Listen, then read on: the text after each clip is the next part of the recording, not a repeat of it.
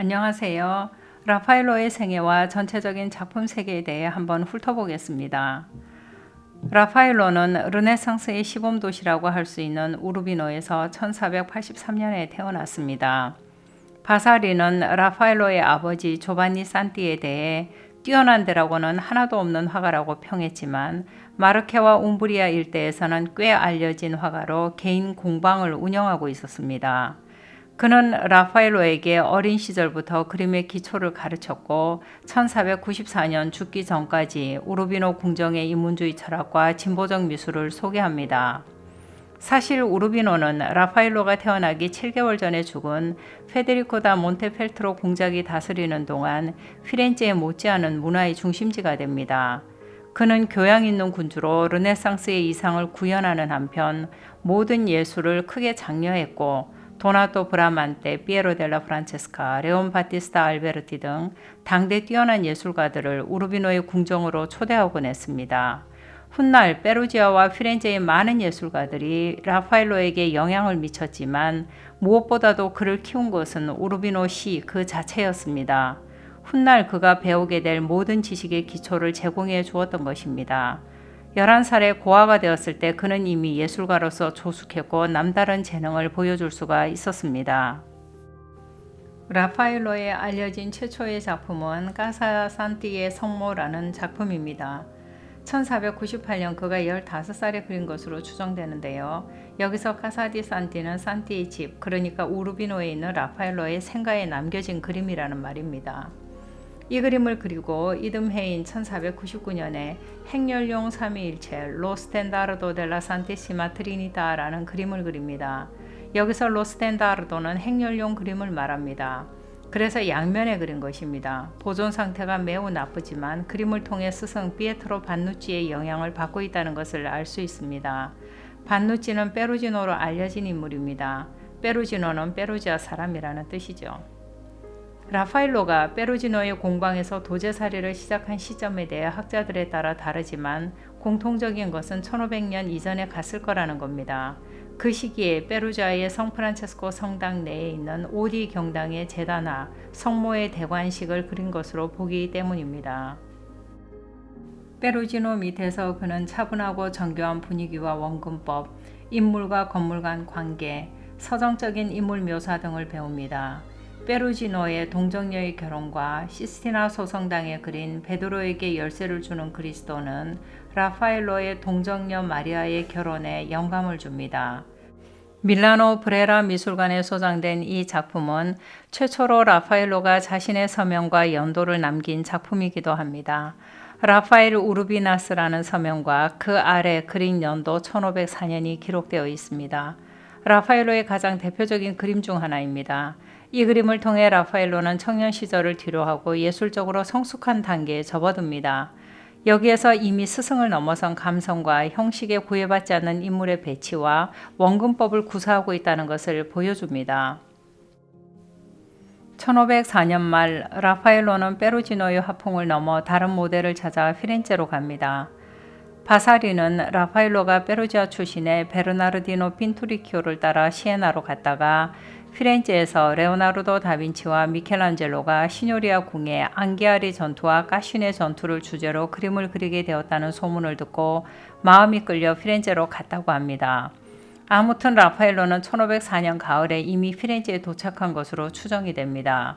당시 피렌체는 문화적으로 그에게 어린 시절 우르비노에서 배운 인문주의 사상을 강화시켜준 동시에 더 넓은 새로운 지평을 열어주었다고 하겠습니다.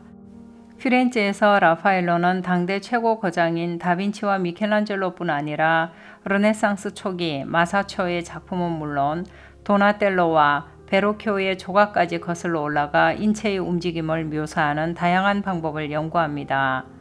하지만 1505년에서 7년 이 시기에 완성한 라파엘로의 작품들을 보면 그래도 미켈란젤로와 다빈치의 영향을 가장 많이 받고 있다는 것을 알 수 있습니다.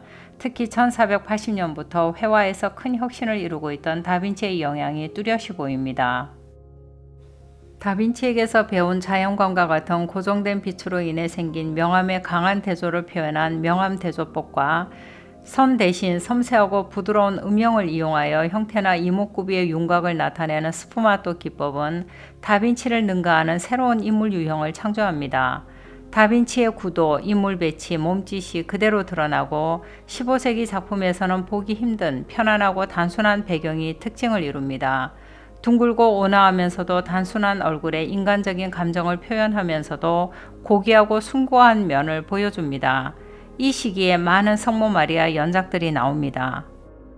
피렌체 팔라티나 미술관에 있는 대공의 성모, 파리 루브르 박물관에 있는 아름다운 정원사,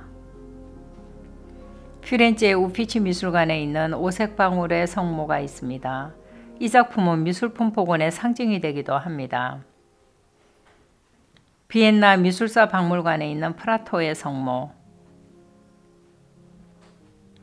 뮌헨의 알테 피나코테크에 있는 템피의 성모, 부다페스트에 있는 헝가리 국립순수예술미술관의 에스테의 성모 등이 있습니다. 라파엘로가 피렌체에 머무르던 1504년에서 8년까지 그가 피렌체에만 계속 있었던 것은 아닙니다. 여기저기 돌아다녔는데 고향 우르비노에도 가고 스승이 있는 페루지아에도 갑니다.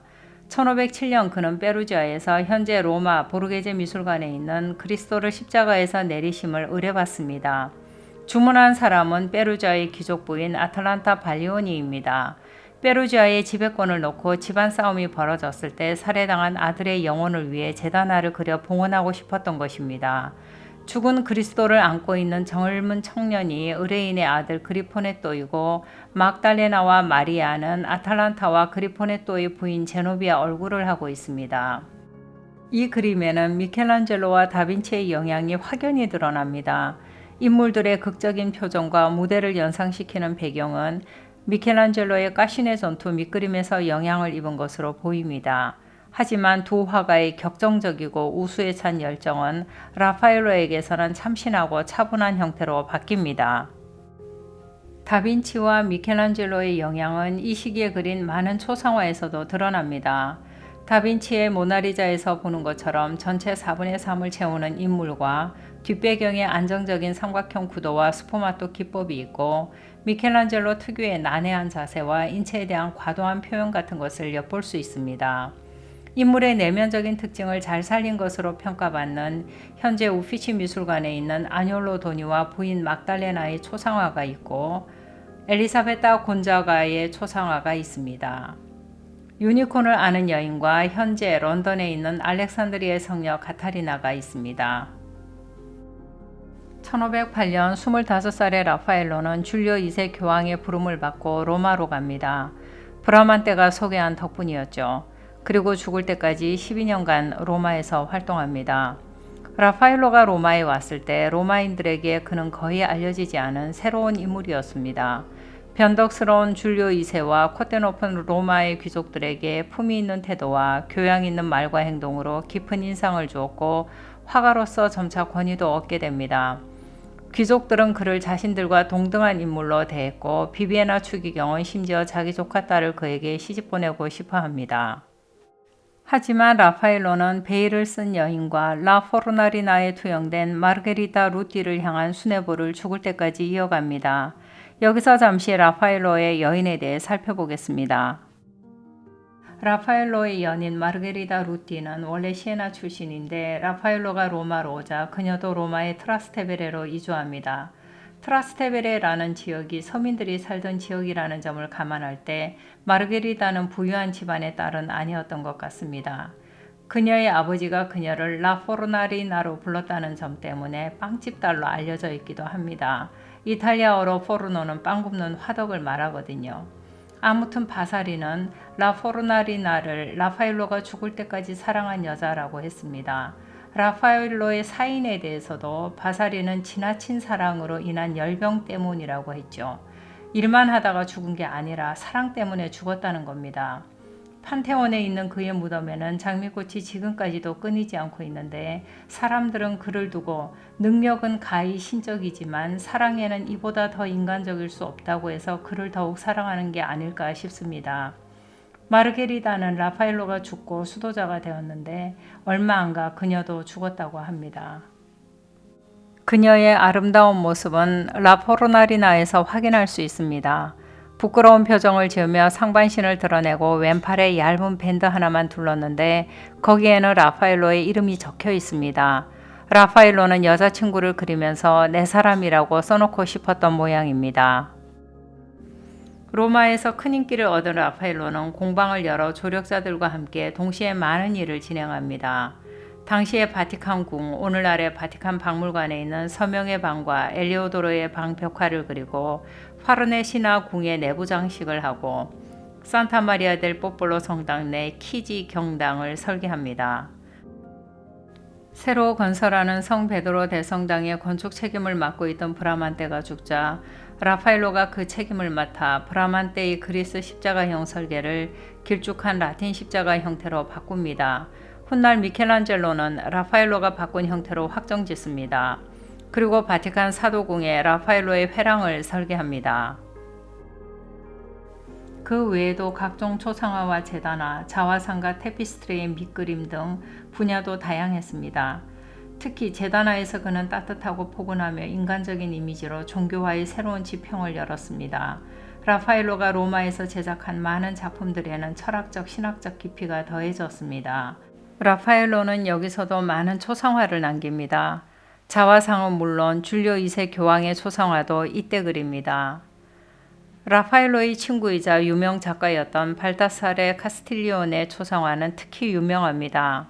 미묘한 색조 차이와 함께 제한적이면서도 정밀하고 섬세한 세부 묘사가 돋보입니다. 라파엘로의 이런 독창적인 초상화 기법은 후에 렘브란트와 디치아노 등 후대 작가들에게 영향을 미칩니다. 친구 마르칸토니오는 친구와 함께 있는 자화상에도 등장하는 절친입니다. 이 친구는 엘리오도로의 방에서 의자를 들고 관객을 바라보고 있는 사람과도 같은 인물입니다. 1518년 레오 10세의 초상도 이 시기에 그립니다. 그림 속에는 레오 10세의 조카며 차기 클레멘스 7세 교황이 되는 줄리오 데 메디치 추기경과 루이지 데 로시 추기경도 뒤에 함께 있습니다. 라파엘로는 르네상스 천재 3총사 중 한 사람이지만 다빈치나 미켈란젤로와는 사뭇 달랐습니다. 고독을 즐기며 조각, 그림, 건축, 과학에 이르기까지 다재다능했던 다빈치나 조각, 그림, 건축과 시를 좋아했던 까칠남 미켈란젤로와는 달리 뛰어난 외모와 사교적인 성격에 예의도 발라 많은 사람의 사랑을 받았던 라파엘로는 회화에만 치중합니다. 그의 회화는 특유의 섬세한 기법을 통해 절제와 균형, 조화를 담아냄으로써 르네상스 회화를 이끌었다고 할 수 있습니다. 라파엘로의 마지막 작품은 바티칸 박물관 피나코테크에 전시된 타볼산에서 예수의 거룩한 변모입니다. 미완의 이 작품은 그의 제자 줄리오 로마노가 완성합니다. 위와 아래에 두 가지 에피소드를 그리고 있습니다. 혼란스럽고 불안한 세상에서 산에 계시는 저분만이 해법이라는 듯 모두가 산을 가리키고 있습니다. 그림의 구도는 이미 바로크적 표현으로 기울여져 있습니다. 열병으로 혼수 상태에서도 라파엘로는 이 그림을 찾았고 이 그림을 바라보며 숨을 거두었다고 합니다. 그의 장례 미사는 성 베드로 대성당에서 장엄하게 거행되고 평소 그가 묻히기를 원했던 판테온으로 향한 장례 행렬의 선두에 선 것도 바로 이 그림이었습니다. 이 그림 역시 이후 또 다른 대가들에게 영향을 미칩니다.